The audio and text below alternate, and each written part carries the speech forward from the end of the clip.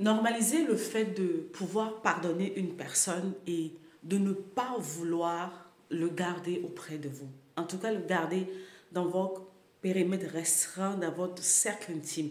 Normalisons, en fait, normalisons. Il faut que ça devienne quelque chose de normal. Bonjour les amis, j'espère que vous allez bien. Ça fait vraiment un moment que je ne suis pas venue faire des vidéos. Mais ça fait depuis quelques jours, en fait, que ce sujet me pesait dans le cœur. Parce qu'au travers des conversations, au travers de mes autres réseaux sociaux, je remarque au fait que c'est une question qui revient assez souvent. Donc, j'avais besoin de m'arrêter pour pouvoir parler de ça parce que ça me gêne. C'est quelque chose que j'ai remarqué dans les accompagnements que je fais, en formation que je fais. Vous savez, le mot pardon, c'est quelque chose qui... C'est un mot qui est déjà lourd, qui a du mal à passer avec beaucoup de personnes. Mais je me suis rendu compte qu'on a mis encore tellement de barrières que finalement, les gens sont perdus. Alors aujourd'hui, en tant que conseiller en relation d'aide, en tant que professionnel de la santé mentale, je suis venue te dire ceci. Il faut que tu normalises, il faut que tu trouves normal le fait d'avoir vraiment réellement, sincèrement pardonné à une personne, mais ne plus vouloir le garder autour de toi. Il faut que tu trouves cela tout à fait normal. Il ne faudra pas que ça te scandalise, il ne faudra pas que ça te culpabilise. Parce que souvent, en fait, c'est ce qui vous arrive. Vous vous culpabilisez parce que on a tendance, au fait, les gens autour de vous vous disent « Oui, mais si tu as pardonné, mais pourquoi ta relation avec cette personne, c'est plus comme avant ?» Non mais guys, soyons sérieux. On prend un exemple concret. Il y a une chose qui me dérange. Avant de donner l'exemple, il y a une chose qui me dérange. En fait, on veut faire porter aux gens un joug que nous-mêmes, nous sommes incapables de porter. Je peux te pardonner. Mais ça ne veut pas dire au fait que je vais te faire confiance à nouveau. Parce que la confiance, au fait, ça se mérite, ça se gagne. Maintenant, revenons à mon exemple.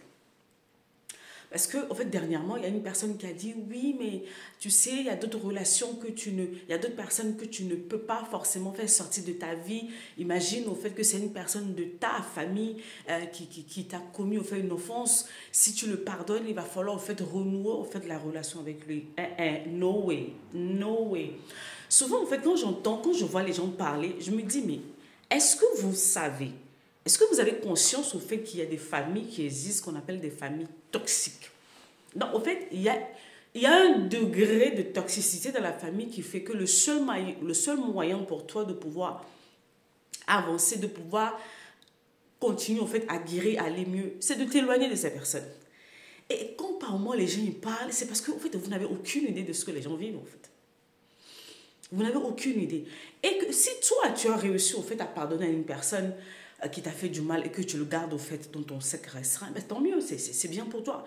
Mais tu ne sais pas ce que l'autre a vécu au fait. Et puis, tu te dois de respecter au fait la décision de l'autre. Supposons, prenons l'exemple au fait d'une personne qui a vécu l'inceste dans la famille. Donc, c'est-à-dire que la personne qui a fait l'attouchement ou la personne qui a abusé de lui ou d'elle, parce que les abus, ce n'est pas que pour les filles, on en a aussi pour les garçons. Imaginons au fait que la personne qui a abusé de la personne, sexuellement parlant, soit dans la famille. La personne va entreprendre un travail de restauration, de guérison. Et la personne va commencer à aller mieux. Vous allez lui dire, non, tu sais, il faut pardonner, machin, machin. La personne se dit, ok, on va rentrer dans le travail de pardon, on va le faire. Et maintenant, vous allez dire à cette personne, il faut que tu redeviennes ami avec cette personne qui t'a violé, qui a fait un attouchement sur toi. En fait, vous-même, quand vous pensez à ça, est-ce que vous trouvez ça cohérent, en fait? Est-ce que vous trouvez ça cohérent? Par moments, on dit des choses qui ont l'air bien dans la bouche. C'est joli à dire, c'est mignon, machin, tout, ça a l'air spirituel et tout. Mais en fait, dans le vrai de vrai, c'est pas comme ça, en fait. Quelqu'un qui a abusé de toi. Et par moments, ce genre de personne, souvent, la famille refuse même qu'on ramène au fait l'histoire au niveau des autorités pour que la personne soit punie, soit sanctionnée. On essaie de faire un travail sur soi-même pour pouvoir avancer. Et vous me dites non, que le fait d'avoir pardonné à cette personne, il va falloir que je le ramène dans ma vie, que je le côtoie au quotidien, que je rigole avec lui, que je m'assois, que je mange, que je tape la discussion avec lui. Non, non. Non, au fait, vous ne pouvez pas m'imposer cela. Je vais le faire si j'en ai la conviction. Mais si je sens que non, au fait, le gars, si cette personne-ci, la personne, en fait, n'a pas changé. La personne n'a fait aucun travail sur lui. Ou sinon, si on a eu à entendre au fait des cas de récidivisme de cette personne, mais moi, je ne le garde pas autour de moi, en fait. Je ne le garde pas autour de moi parce que la relation ne sera pas vraie. Parce que, en fait, je t'ai peut-être pardonné, mais je ne te fais pas confiance. Je ne te fais pas confiance. Ça peut recommencer. Ou ça peut recommencer avec une personne autour de moi. Donc oui, je fais ce travail de pardon pour pouvoir me libérer de ton emprise, mais je ne te garde pas autour de moi, en fait. Je me protège. Je ne te donne plus l'occasion de venir me faire du mal une deuxième fois. Parce que souvent, en fait, vous forcez les gens à faire un travail de pardon. Mais ce que vous oubliez, vous forcez les gens à faire ce travail de pardon et de renouer, en fait, renouer la relation. Sachant que pour avoir une relation, que ce soit familiale, amicale, amoureuse, il faut deux personnes. Il faut la confiance de deux personnes. Et si cette confiance n'y est pas, ça va être compliqué. Mais nous, souvent, on est dans le forcing. Oui, mais il faut que ça redevienne comme avant. Il faut que ça redevienne comme avant. Est-ce que vous connaissez les intentions de la personne qui est en face, au fait? Est-ce qu'il y a eu un repenti sincère, un changement sincère de la personne en face? Non. Vous voulez qu'on pardonne, qu'on reprend les choses comme c'était avant? Non, ça ne marche pas comme ça, au fait. Même en amitié, même dans les relations amoureuses, la personne peut te faire quelque chose, tu vas pardonner.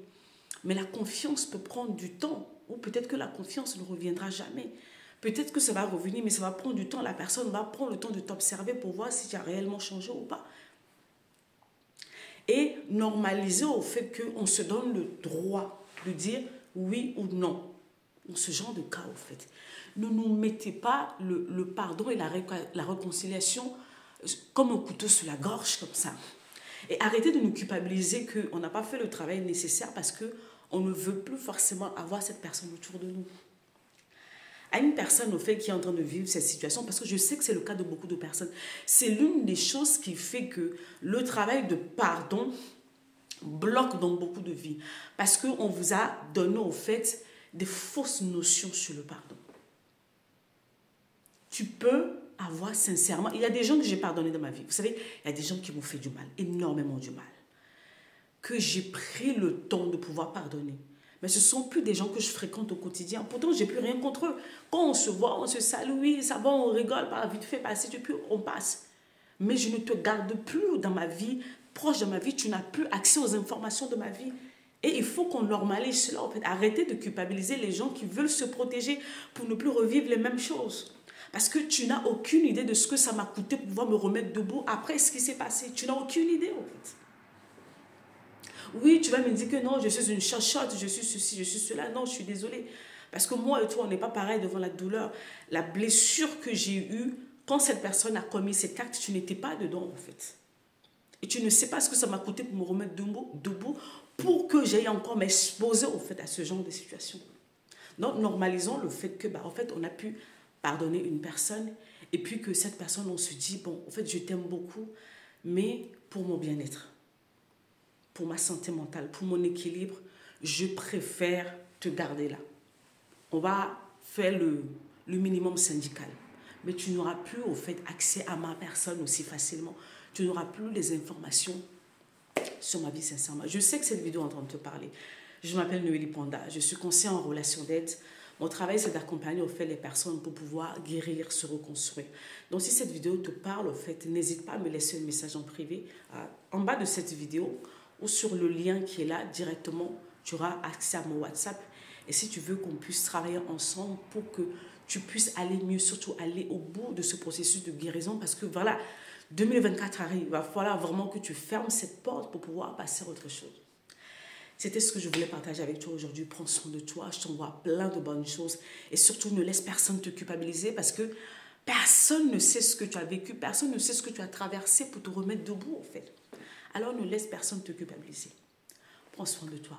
À bientôt. Bye bye.